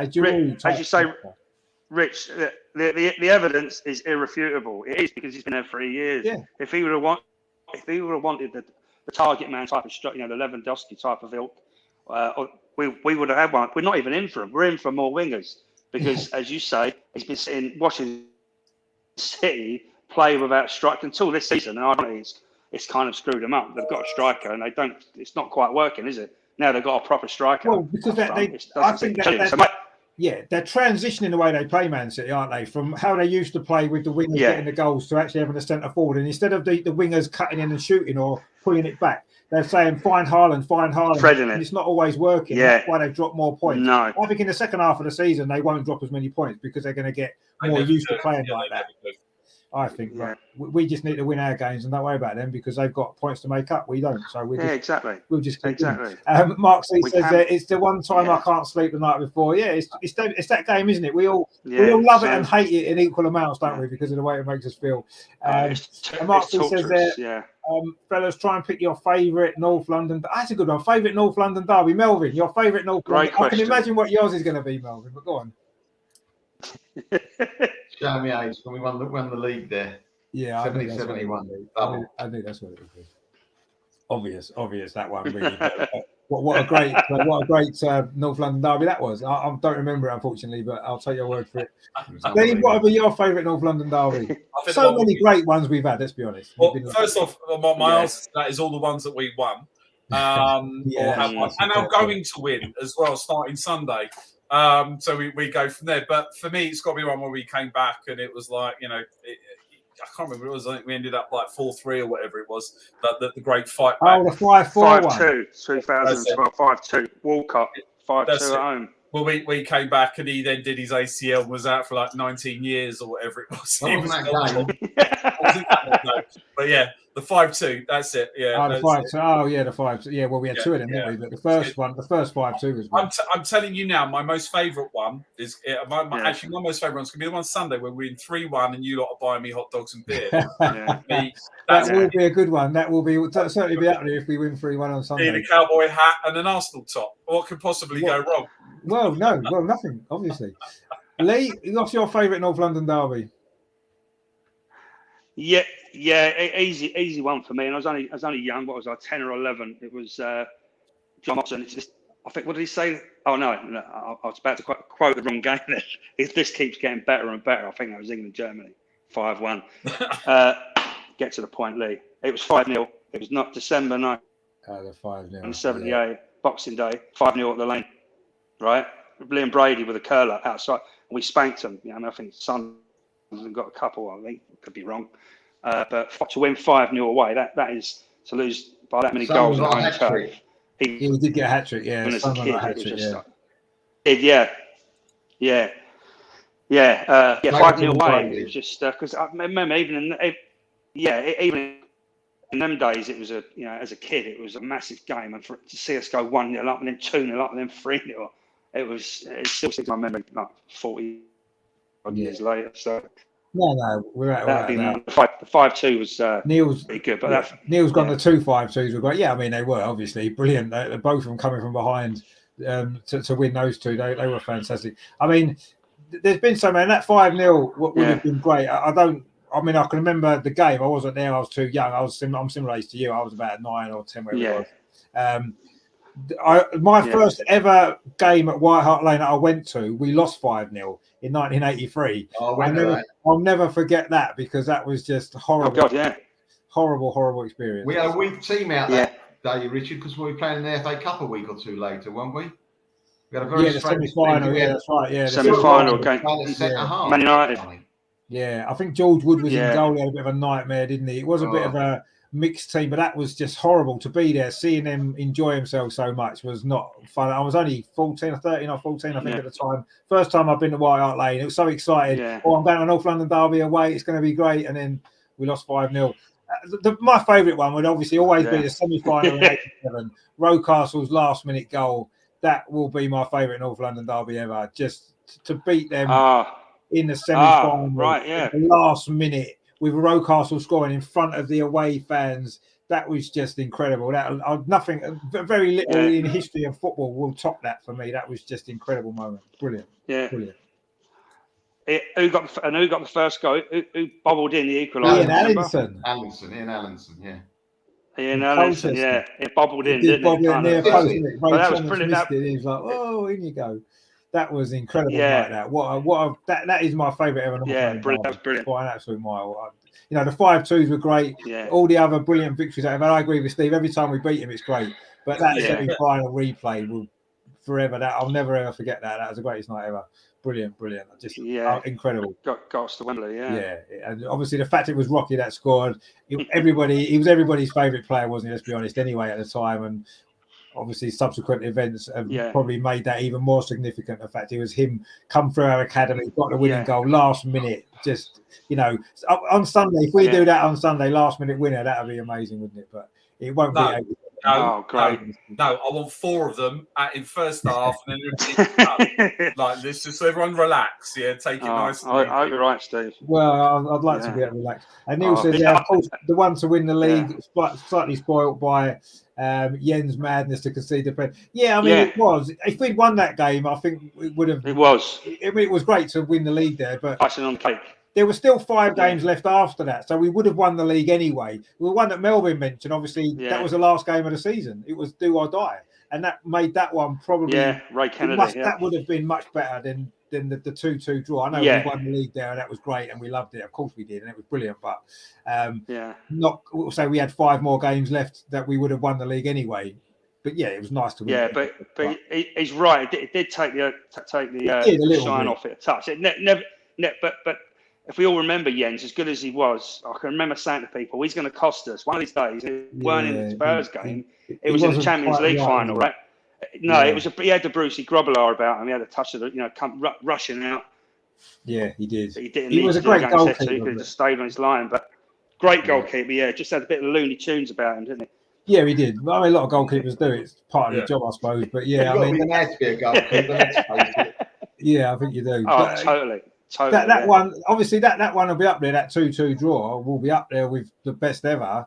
I just think that semi-final, nothing, no North London derby for me to come close to that, really. Yeah. What that meant at that time. Because bearing in mind then, I'd never seen us win anything, ever. I'd never seen us win a trophy. No. So to get through to Wembley, a cup final, and to beat them in the way that we did, having been 2-0 down on aggregate earlier on in the round and coming back 1-0 down that night. We've got 5 minutes to go. That was the replay. That was the replay. That was the replay, We lost at home, didn't we? Clive Allen scored, and we beat them away, didn't we? 2-1, and then it was a replay. It was a replay, and they scored.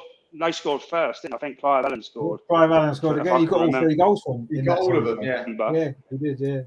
Yeah, that was just incredible. Incredible night. Incredible night. And it kicked off a bit afterwards, obviously. But when you won 2-1 in the last minute, you don't really mind. But good tin hat. It definitely was, without a doubt. But it generally is anyway. It will time away, isn't it? Anyway, at the best of times. Just before we finish, then, why don't we have a little look at what so far has been a very quiet transfer window for us? But are we getting anyone in?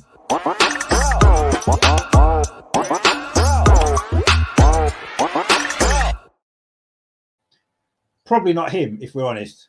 For 80 million, they can keep him. I don't want him for 80 million. If we've got 80 million to spend, let's spend 80 million on getting 3 decent players with Premier League experience who can boost the squad. But Melvin, are you expecting anybody to come? Do you think Mudryk will be coming, first of all? I mean, he's the one that everyone's talking about. I think they're playing us, the other people. Their club ain't worth 80 million, so why should we pay 80 million for one player? Yeah, exactly. That's number one. He's right. Number two, and no ain't certain in life, if you're going to tell me we're going to spend 80 million and because of him we're going to win the league, then you spend it. Because it ain't coming that much. Yeah. But we can't do that. No. We can't do that. No. Right? No. But if you're going to tell me that they want 88, we're not going to give it, and we don't buy anybody, then I think we've gone backwards 10 years. We have definitely got to buy someone. All right, I don't think we're going to win the league this year. We probably won't. But to be certain we won't win it by not getting a couple of players in of high quality, that will be stupid. And don't forget, we're not just buying these players for the next 6 months. We're buying these players for another 5, 6, 8 years. It could be, because the way we buy players now, we don't buy them over 22, 23. Even if it's 25, you're going to get 6, 7 years out of a player anyway. So you've got to, we've got to do something now. It's a different ball game. Number one, it's not Christmas like it used to be. Number two, this was like a summer break anyway. That's number two. And we're in a position now we never believed we would be in. Let's try and take advantage. We can get probably players in that we couldn't have got in 6 months ago. Yeah. I know players are still going to Chelsea, but they obviously don't read the newspapers. So I think that what we ought to do is take advantage of our situation and go for it. And if we don't go for it, there are no excuses. I'm sorry. No, you've had a big time to think about it.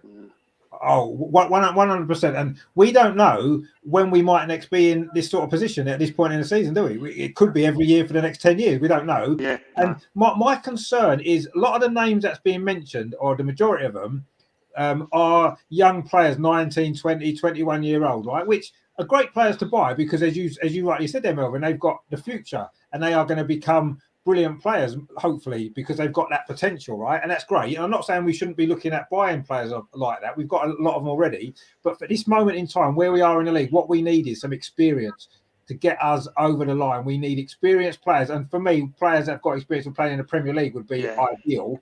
But if they're just a little bit older, 25, 26, 27-year-old players that have been there, done it, know what it's about, and can help to get us over the line. Two of them players in the squad, if we've got to pay 80 million, get those two in. I'd rather we do that now and get Modric in the summer or don't at all. If we only buy Modric now, that is, to me, that's a big mistake for the club in the situation that we're in personally. But it's not up to me. It's not my money. I don't fly the transfers. But that's how I think about it. I don't think he's a player we need. He's a good player. 60 games he's played, 65 games for Shakhtar Donetsk in the Ukrainian league. He's 21. Not proven, not for 80 million. With his life, what's he been doing? The geezer, I met a guy came round the flat last week, Brentford supporter. They were offered him for 22 million last year.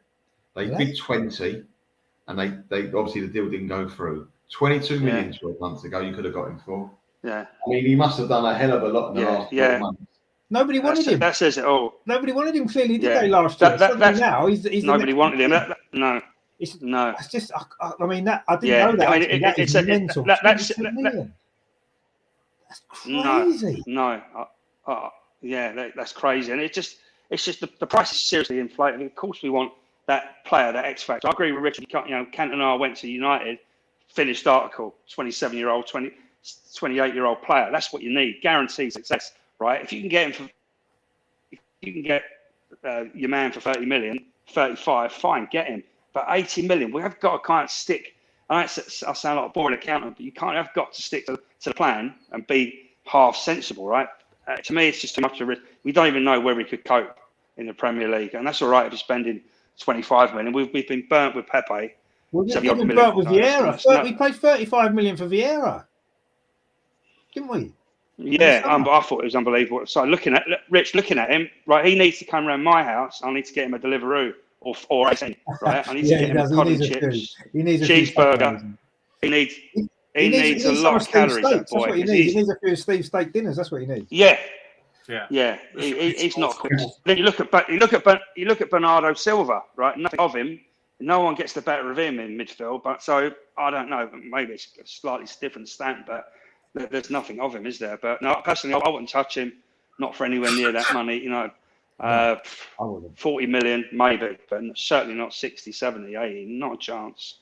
No. I'll be disappointed if we buy him. I'll be actually really angry if we spend that much money on him now, in the position that we're in, and it's a player that we don't even really need desperately now. Yeah. I'm not saying he wouldn't be a good player for the future, because he will, but for right now, I'll be so annoyed if we spend 80 million on him. It's a rank gamble. Chelsea did it. I mean, Chelsea just don't. If they've got, Chelsea don't give a shit, do they? They'll buy whoever they want for whatever money they want. They don't care. What have they spent on him? Was it, how much is the loan fee? Was it 20 million? 18. No, 12 million. 18 million for. No, it's 11 million that they paid for him for 6 months, 250,000 a week. Loan. And haven't they got to buy him for 75 million at the end of the season? No clause. Yeah, there's no clause. He's just extended his contract as well. Atletico. So it's been really funny. Atletico Madrid. Yeah, I mean, yeah. Twitter's been hilarious. But that's just that is a proper calculated gamble, right? That's a risk. They've gone, right, we spend this 11 million, and suddenly he turns it on and he powers us up to third or fourth. Then happy days. That's one of them. It's right. He's paid it back. That's a proper calculate. That's a risk. Yeah, a risk that they can afford. Throw the dice. We can't afford to take exactly. Exactly, Mel. That's my point, Melvin. Chelsea make up ground. They need to get into the top four, and that's what they maybe need to do. They maybe need to take risks. We don't. We just need to get what we need to get us over the line. I mean, Steve, who would you want to? What? I know we need a striker. I think we all know that. But would you want to go 80 million for Modric, or would you? No. I think shit attack Donetsk or whatever they're called can kind of go do one because I just think we need to actually draw a line in the sand and turn around and say, listen, we're Arsenal, mate. We're not going to be bullied. You want to go and sell him to Chelsea? Sell him to Chelsea because they buy everybody. But look, the bottom line is there's 3 or 4 players that I look at for that price. So for me, and again, I've said it all along. With Mohamed El-Nani potentially going out to Aston Villa, because Emery wants him, and good luck to him because he's been a loyal servant. Someone like Tielemans coming in as a backup, that is a good player to have it. Wilfried Zaha has already turned around and said he's not going to do his contract. But you want a fast winger? There's Wilfried Zaha straight away. And yes, he doesn't fit the mould. Yes, he doesn't fit all of the things that we've talked about. But that's a Premier League. He's a pain to play. He's solid, isn't he? Solid. And he wants to play for Arsenal. Solid. He's always wanted to play for Arsenal. So there's a couple of players, and who's the Brighton guy? What's his name? Trotsky? Well, not Trotsky. He was the Russian. Trossard. Was it Trossard? Trossard. Isn't he? Trossard, Lenin. Was it Lenin? Yeah, Lenin. Stalin on the right. Well, Spurs are after Spurs are after him, aren't they? Yeah, so he would make really good sense for us if we're looking for that sort of Jesus style. That's a great. So he's a great shout. That's a great shout. He's a good player that could potentially work, come in and actually be part of our system very quickly. Understand the Premiership. 80 million for a fantasy player. Not really sure. Not really sure, to be honest with you. Massive. Yeah, because he's a great unknown. And I bet he's a nice guy, and I bet he's all the good stuff around. He looks a bit of a. I don't know. He's got a bit of a chavvy haircut. I don't know. He just seems like he's not got the right attitude. He don't fit with us, does he?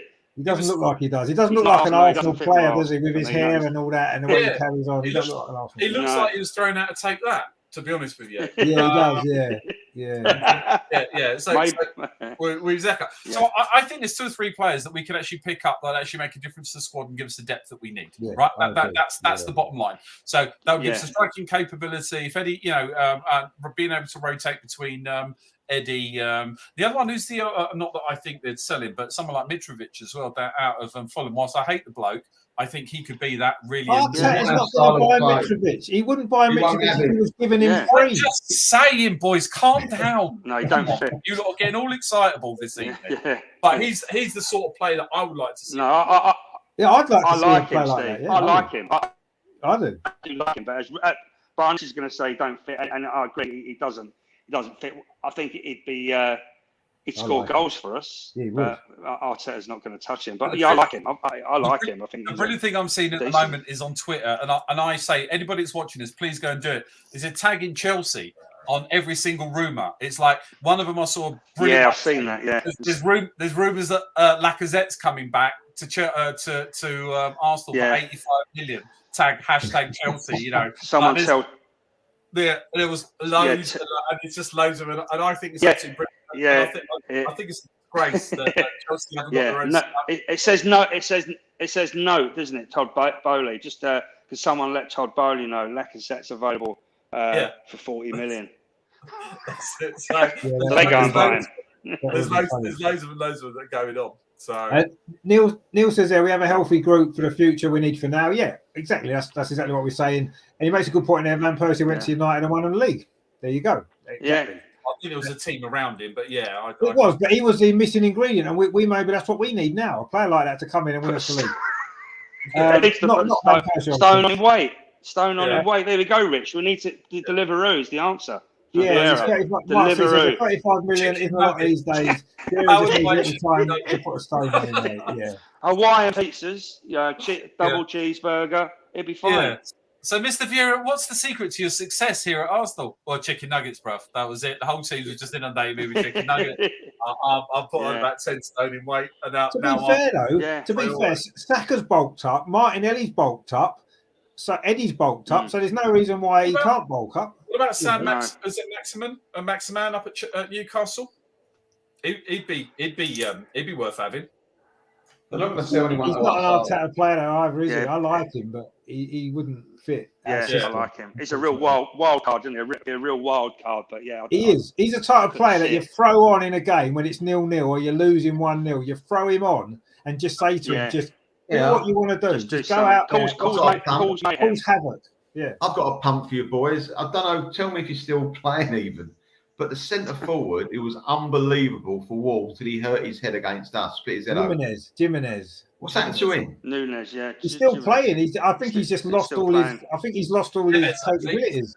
Good point. Neves would whilst Actually, yeah, he's got a silly haircut, so it would definitely fit. I'll tell you who's playing well for Wolves. That Daniel Podence. He'd be a good player. Yeah, he's a good player. Yeah. Daniel, and that Brighton. You mentioned Brighton. What's his name? The Japanese guy. Is it Mitoma? Mitoma? Yeah, he was lethal. He's brilliant. Yeah, he scored last week. Yeah, he'd be a great player for us. He would. But I agree with Steve. I think Trossard and Tielemans. There you go, done. Yeah, they're not absolutely. They're not. Well, Tielemans is not like a wow, but Trossard is a wow for me. I mean, he scored a hat-trick, I think, against Liverpool, didn't he? Just before the World Cup. He looks a decent player, and apparently, from what I'm hearing, like on the radio or whatever, I'm reading the paper, he's kind of like giving up the ghost. He's not really. He obviously wants to leave Brighton. So I've listened to a support on the radio, and it's clear to him that he's down tools. He wants to leave. So we could probably pay. What do you reckon? 30 million to get him, or Chelsea go to Chelsea for 110. Yeah. 700 for Chelsea. 40, I'd go 40, 45. Melvin, he's decent. He's a decent player. He is a very good player. Perhaps he wants to go to Chelsea though under the manager. Mind you, how long is he going to be there? Yeah, that's a good point actually, because obviously Graham Potter knows him really well, so that may be a swing there for him. Maybe we'll see, but he's a very good player. There's no doubt about that. Yeah, he's brilliant. Yes, players like that are in the Premier League now that have proved they can play in the Premier League and stepping up a level and playing with better players around them. Yeah, that they could be what we need. Ivan Toney, Rich. Ivan Toney. Ivan. I know. I've got a bet on him. Yeah, we'll put a bet on Tony. That's but you know he would be brilliant, but unfortunately, he cost a lot of money, and you got the thing. I mean, he's down William Hill anyway. He's not available. He's in the Bookies. He's got a contract with William Hill, hasn't he, for the next 5 years. So we can't get him, unfortunately. Mark, that's going to be interesting, isn't it? There's a lot. Jimenez, he said he's fallen off a cliff. He has. Yeah. He's never got back since his injury, unfortunately. He's never got back to what he was, but he was a great player. No. So, such a shame. Perhaps if he comes to a new club, goes to a new club, he might find it back again. Change of everything. Yeah, and he might do. I agree. Maybe. He would be a risk, though, wouldn't he? Because he's been so much out of form for 2 years since his injury. I think he would be a big risk. Massive risk to bring him in, because he may well find his form again, but he may not. Who knows? Yeah. Nobody's talking about Aubameyang anymore, are they? He's back, but I think it was Ben White had spent more time in the box, in the opposition box than Aubameyang has. So Uber, mate, well done. You're back. Well done. You just well done. You deserve. All I would say was a lot of people made a big deal of the fact that he came on as a sub in their last game in the Premier League against Man City and got taken off. He was actually injured. He had a back injury, and that was why he missed the next game. So it wasn't because he was crap, although he was crap. That wasn't necessarily the reason. It was because he was injured.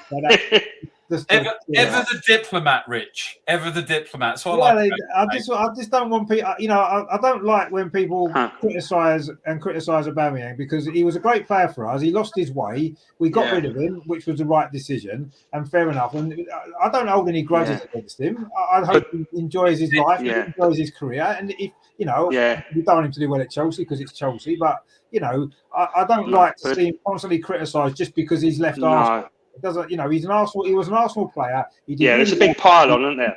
For us, he won Golden Boot for us.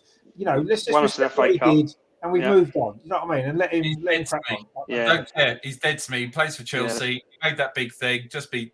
You talk about. We talked about at the top of at the beginning of this, being respectful and stuff, and all of this I'm back nonsense and all that. Sorry, mate, you're sitting on the bench keeping it warm. So no, he is. He's not playing well for Chelsea, and that's fine. But that's I don't wish any badness on him. If he gets his career back on track, he does, and it'd be great for him. But I'm not particularly worried. But I'm not going to keep criticising, saying, "Oh, let's laugh at Aubameyang because he didn't score or he didn't come off the bench or he got taken off." I don't really care about that. He doesn't play for Arsenal. There's a lot of bitterness, Rich. There is definitely a pile-on mentality, isn't there? And I just think, forget it. It's not important. It's just not. He was great. He won us the FA Cup. He scored goals for us. It just went south at the end, didn't he? Just the same as Ozil. We've got the 400 grand a week, and then suddenly someone else turned up. Yeah. That's exactly. Yeah, but that's life, isn't it? Gold Lambo. I'll be running my legs off for 400 a week, let alone 400. I would. Yeah, well, I would as well, but we're slightly different, aren't we? Because it's not our job, is it? It's our hobby, if you like. And I've got bad knees as well. Yeah. Well, yeah. I think you could still do a job, Steve. I think you could do a job. Mate, I tell you what, I could give better motivational speeches than that bloke with a bloody camera. That's all I'm saying, right? I'm just putting it out through that. I could give a much better motivational speech than that. Yeah, That I believe was, you, mate. I must admit, I still haven't got over that documentary, actually. I still haven't recovered from that. That scarred me for life watching that. Really is. Why is that, Rich? What the... All of it. What reason? All of it? Well, just all of it. Just a bit embarrassing. It was completely embarrassing. I mean, to be honest, I thought some of the players come out of that pretty well. You know, obviously, Granit Xhaka came out of that really well. I thought Rob Holding, with his old hair, came out of it pretty well. And the players did. Arteta came across as a bit of a loony, to be fair. He just came across as though he was he's done a psychology degree and he's going to psychologize everybody and talk about nonsense, draw stupid pictures on a board. It's like, no, mate, no wonder Aubameyang didn't get on with him, because Aubameyang was laughing at him in that change room that game, whatever game it was, I can't remember now, one of them, and Aubameyang was almost taking the piss out of him. And it's like, he encourages that, and that's why the young players probably don't, because they're naive. The young players, they don't really know, so they just accept that because they don't know anything else. They don't. And they go along with it. Doesn't want experienced players. Because experienced players who have played under some great managers. We look at Arteta and think, what are you on about, mate? Honestly, what are you talking about? You know, when I was 5 years old, it's like, what's that got to do with? There was a bit of the old substitute. Yeah, there was a bit of the substitute teacher that used to turn up, weren't there? And you know, kind of there was definitely a bit of that, and some of the scenes in the canteen did make me laugh. You know, with Saka and Smith Rowe. It's like a scene from The Office. You know what I mean? Yeah, I enjoyed the bits of the players. It was funny, but the thing that really annoyed me, and it still annoys me now, is, was it that game against Newcastle when he was in Nuno Tavares' face saying, "Do you want Champions League football?" Like that, to me, that was a horrible way to treat anybody, right? Particularly an employee, right? That was a horrible way to treat him. Yeah. Who's playing in the Champions League this season? Arteta or Nuno Tavares? Oh, let me think. There you go. So he made himself look a right idiot then, didn't he, for a start? Yeah. I didn't like any of that documentary. Really. Yeah. I wish he hadn't done it, and I just hate the whole thing. And it was embarrassing to the club, and but we've done it now, and that's it. And we have to. It's there forever on Netflix or whatever. We've taken the money. We've taken the money. Listen, Rich. Like our mentality, we've moved on. As Sunday's going to prove it. Come on. Well, I hope you're right. I hope you're right, and I hope his speech before the game on Sunday is Churchillian-like, as opposed to David Brent-like, as it was in most of the documentary. If anybody's got Mikel Arteta's number, give him a call. Tell him I'm there to do the motivational talking. I'll get them absolutely rocking. Lee's had enough already. There you go. I think it was a David Brent comment sent him over the edge. That's it. He's was out there. That's it. He's gone, which is a shame. Mark, as he says there, Andre Silva, right back at Leipzig. He might be worth a punt. Do we really need a right? I'll be Leipzig. Sorry, I think we're a right back at Leipzig. I don't know too much about him actually, Andre Silva. Do we know much about him, Melvin? No, nothing. We're in for but we're in for that other one that I can't remember who's the one that's Red Bull Salzburg is the God, I've forgotten who's basically going to be on a free come summer, but apparently his agents turned around and said, "I want 50 million as a fee." So yeah, that's going to happen, pal. It's like Hossam Aouar. That was a great one. Hossam Aouar, where that whole thing fell over because his brother wanted 1.5 million, apparently. Now we can get him on a free. Yeah, that ship sailed, isn't it? I mean, Mark C says he's a striker. All right, is he? Okay, I'll have a look into him. I don't know too much about Andre Silva, so I'll have to have a look into that then and see a little bit more about him. But if you think he's worth a punt, then get on the phone to Edu. I think unless Edu's maybe getting a backhand, I don't think he's interested in buying anyone else, is he? Really, let's be honest. He seems to be involved in some dodginess going on, doesn't he, Edu? The players he seems to be getting the same players from the same agents, doesn't he? All these Brazilians and stuff like that, and Portuguese-speaking players. I don't know. There's something going on there, isn't there? I reckon. But anyway, we'll see. As long as we get the right players now, I don't really care. As long as we get the right players now that we need. Yeah.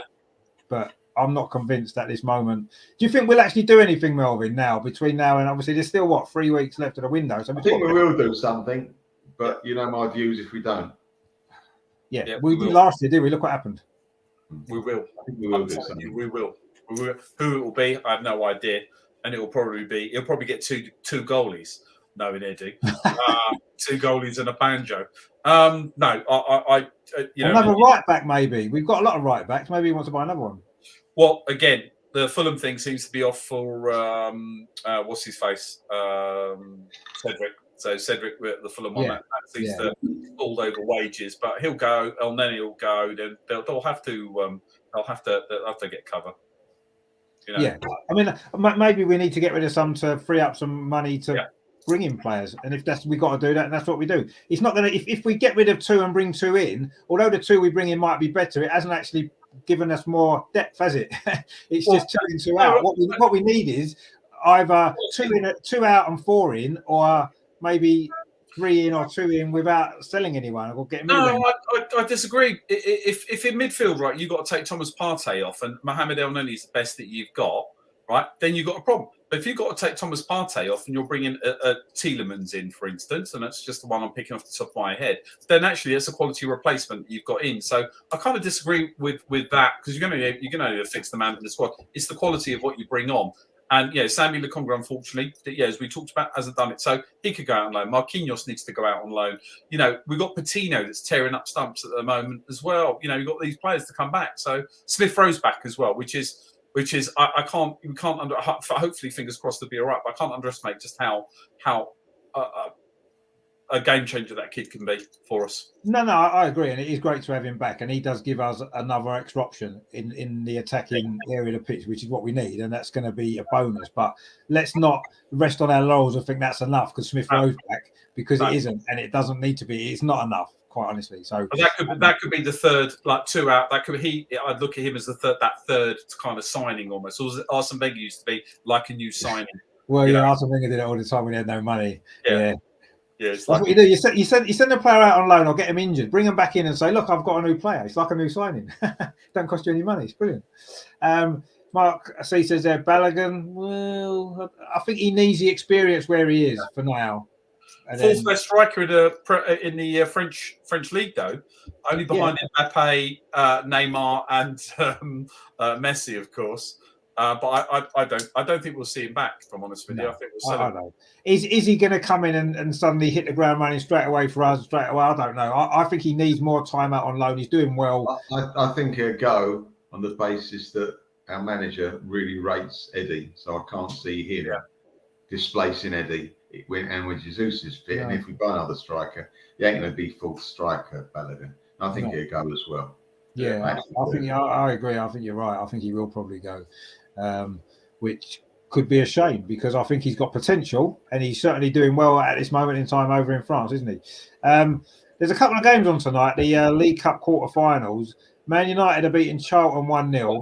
Yeah, I saw that. Newcastle beating Leicester 2-0. So they could look like they're both going to be in a semi-final. And of course tomorrow, Nottingham Forest against Wolves and Southampton against Man City. So we'll see what happens there.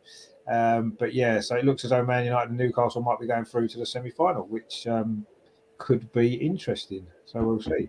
But anyway, of course, talking of the FA Cup, just quickly before we go, obviously Man City away next round. Are we happy with that, Melvin? Yeah, I'm just a bit nervous who we're going to play in the 5th round, that's all. Well, we'll have to wait and see what the draw brings us. Steve, what are you thinking, Man City away? Happy with that draw? It's been fun. I've enjoyed it. Boys will get a rest while, that's what I'm thinking right now. We've just got to try and beat whatever's in front of us, and I'm sure our new 500 million striker that's going to go to Chelsea would have made the difference. But I don't know, mate. Look, they're a good team, and I don't think we can beat them, if I'm honest with you. But hey, maybe that's just me being negative. No, I think that's you being realistic, actually.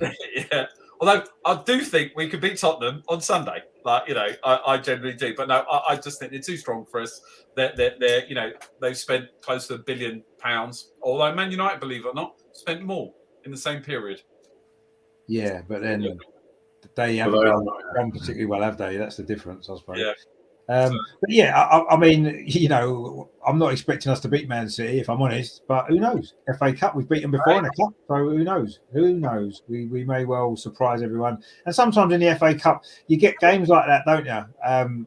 It just happens, and maybe this is the one. I feel as though if we play our strongest team, we've got a chance, because I think they'll rest some players because it'll be coming up towards the Champions League restarting and stuff like that. I think they might. Is that theirs or ours? Is it theirs? It's theirs, great, yeah. And so again, the other one that really winds me up at the moment is trying to get tickets for these games. It's almost impossible. Well, apparently we've got 7,000 tickets for that one, so it might not be that as difficult to get for that one, perhaps as some of the previous games, the league games, for example. But I mean, no doubt it'll get snapped up, I'm sure, pretty quickly. Yeah. The date hasn't. They haven't released the date yet, have they? When it's going to be? It'll be on telly, obviously, but what day it'll be on ain't the same, though, is it? But there you go. No, it's not the same. Anyway, so that is that then. So that is the Arsenal review then, looking at, you know, it's been a half decent week in terms of, you know, a draw with Newcastle is not a bad result in the overall scheme of things. Beating Oxford in the Cup's a good result and gets through, but not really the most convincing performances in either game, if we're honest. But anyway, you know, we're flying high at the top still. We are through in the FA Cup, and we've got the North London derby, which we're going to win, of course, on Sunday. So what's there not to love? Let's be honest. What is there not to love at this moment in time? So we have got some good stuff coming up on the channel tomorrow. Melvin is back with Highbury Matters. What a great show that is proving to be, and I'm sure tomorrow's episode is going to be just as good. Melvin, what's happening tomorrow on the show? Got a gentleman called Andy on, really good guy, knows this stuff. We're looking at these seasons 84-5 and 85-6. A few stories there, so a few memories there as well. So looking forward to that. That starts at 8. So there we go. Now looking forward to that. Brilliant. Really enjoying it. No, that's going to be good. It's been a great series all the way through the season so far, and yeah, definitely tune into that tomorrow for some great memories from the mid-80s, which was an interesting time to be watching football, as I'm sure we'll obviously talk about tomorrow. Steve, as well, I'm assuming that you're back on Thursday, are you, with Adam for your... Could do my best. Yeah, there's Twitter is actually, actually social media is starting to warm up ever so nicely at the minute. So Adam and I have one or two little things. I hopefully whatever happens, something's going to go ahead. So I have tagged him in quite a lot of very, very interesting stuff. Looking forward to a bit of a lighter side, and hopefully getting ready, as I say, for Sunday, mate. Where hopefully I'll have a Texan hat on, and I'll be line dancing to the 3-1 victory from the mighty Arsenal. Let's hope so. We're looking forward to that, actually. So that's obviously Wednesday and Thursday nights taken care of with Melvin and Steve and Adam on Thursday as well. So tune in for those shows because they're great fun. I'll be back not till Sunday now, actually, because it's the two watch-alongs on Sunday. Chelsea women against Arsenal women at the Emirates. That kicks off at 12, so we'll be doing that one. And then, of course, the North London derby, 4:30 kickoff. So I'll be live about 4:15 for that one as well. We're going to get Steve all the way from America with his American friends coming in at the show as well. That's going to be fun. I'm there at sort of 10 o'clock their time. Is that too early for a margarita? That's what I need to know, guys. Is that too early? Probably not for you, I wouldn't imagine. No, so I think I'll stick with UK time. So I think that the games I'll probably last about half, and then that'll be it. I'll be too wasted, and I'll line dance myself out after we bang in 3 goals. I mean, as that song says, it's 5 o'clock somewhere, so that's all you need to worry about. That's it, mate. That's it. So it might get out of hand. We'll do some half time. We can maybe do some guest interviews. You never know. See how drunk I am by that time, mate. Drunk on excitement, of course, not on alcohol. Well, of course, as we all will be, I'm sure, at half time on Sunday afternoon. But we will see. Mark C says all the media thought we'd crumble once things got going after the World Cup. They were wrong. We'll be fine. We've only played 3 games plus the FA Cup. But yeah, come on, Rich. Come on. Well, let's just see how we do Sunday first. Sunday's such a big game, actually. It's a big game anyway. It's Tottenham away. It's one of the big games of the season. But this one for me has even more significance because it's so important how we respond to what happened last year and how we respond to the atmosphere and everything else. But, you guys are really confident. So that gives me hope. And And yeah, it'd be brilliant to win, wouldn't it? Let's be honest.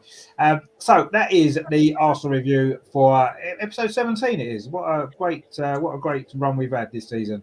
So Melvin's back tomorrow for Hybrid Matters. Please join him for that. Steve and Adam back Thursday with the Social Extra, which is a great show. So lots coming up on the channel. So please join the guys for that. Thank you very much to Melvin. Of course, you enjoyed the show tonight.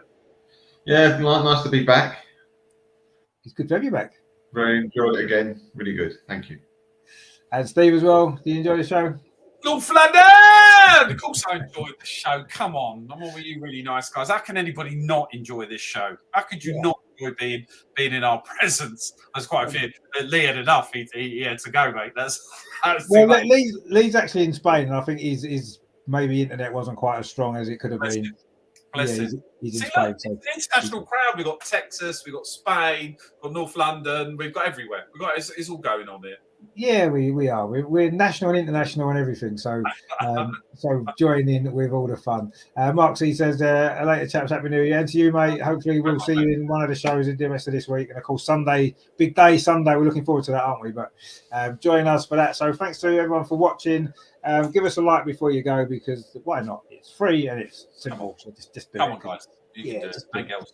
Yeah, exactly. And I say we'll be back Melvin will be back tomorrow for Hybrid Matters, and we'll be looking forward to Sunday, the 3-1 victory that we're all going to enjoy, and get Steve on drunk, no doubt, in America. Steak dinners, we're going to have wine, we're going to have. Oh, can't wait for me steak dinner. I'm looking forward to that already. Cowboy hats, mate. It's going to. If you're missing this and going elsewhere.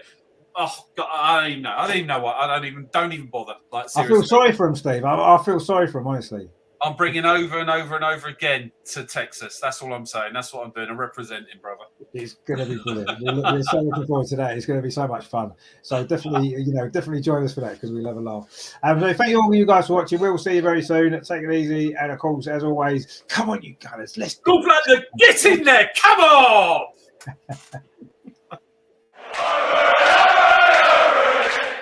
Real Martinelli. It's now with Granit Xhaka. Is it going to be the third goal? It is the third goal. Granit Xhaka with it. That's